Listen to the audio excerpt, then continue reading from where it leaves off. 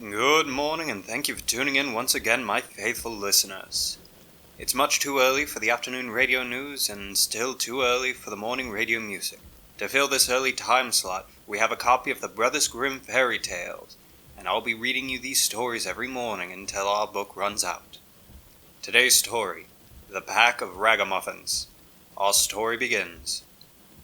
The cock once said to the hen, "It is now the time when our nuts are ripe. So let us go to the hill together, and for once eat our fill before the squirrel takes them all away." "Yes," replied the hen. "Come, we will have some pleasure together." Then they went away to the hill, and on it was a bright day. They stayed till evening.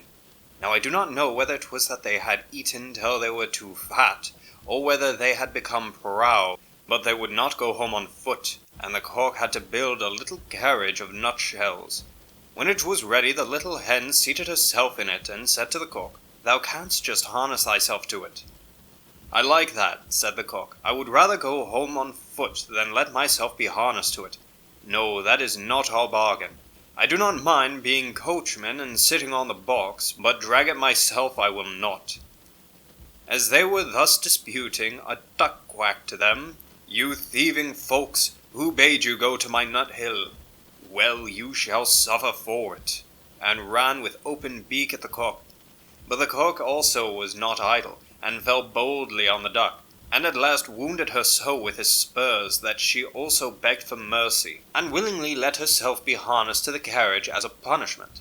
The little cock now seated himself on the box and was coachman, and thereupon they went off in a gallop, with "Duck, go as fast as thou canst." When they had driven a part of the way, they met 2 foot passengers, a pin and a needle. They cried, "Stop, stop," and said that it would soon be as dark as pitch, and then they could not go a step further, and that it was so dirty on the road, and asked if they could not get into the carriage for a while. They had been at the tailor's public house by the gate, and had stayed too long over the beer. As they were thin people, who did not take up much room, the cock let them both get in. But they had to promise him and his little hen not to step on their feet. Late in the evening they came to an inn, and as they did not like to go further by night, and as the duck also was not strong on her feet, and fell from one side to the other, they went in. The host at first made many objections. His house was already full. Besides, he thought, they could not be very distinguished persons. But at last, as they made pleasant speeches, and told him that he should have the egg which the little hen has laid on the way, and should likewise keep the duck, which laid one every day, he at length said that they might stay the night. And now they had themselves well served, and feasted and rioted. Early in the morning, when day was breaking, and every one was asleep, the cock awoke the hen, brought the egg, pecked it open, and they ate it together, but they threw the shell on the hearth. Then they went to the needle, which was still asleep, took it by the head and stuck it into the cushion of the landlord's chair, and put the pin in his towel. And at the last, without more ado, they flew away over the hearth. The duck, who liked to sleep in the open air, and had stayed in the yard, heard them going away, made herself merry, and found a stream, down which she swam, which was a much quicker way of travelling than being harnessed to a carriage. The host did not get out of bed for 2 hours after this. He washed himself and wanted to dry himself. Then the pin went over his face and made a red streak from one ear to the other.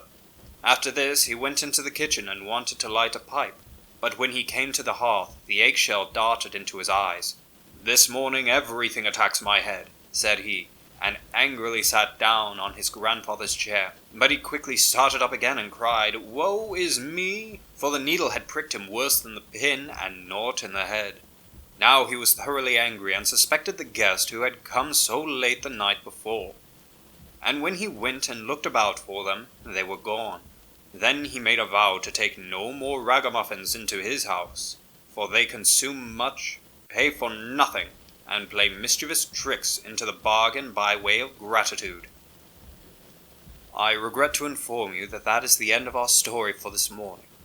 I thank you once again for tuning in, and ask that you please continue to suffer me these early morning fairy tales.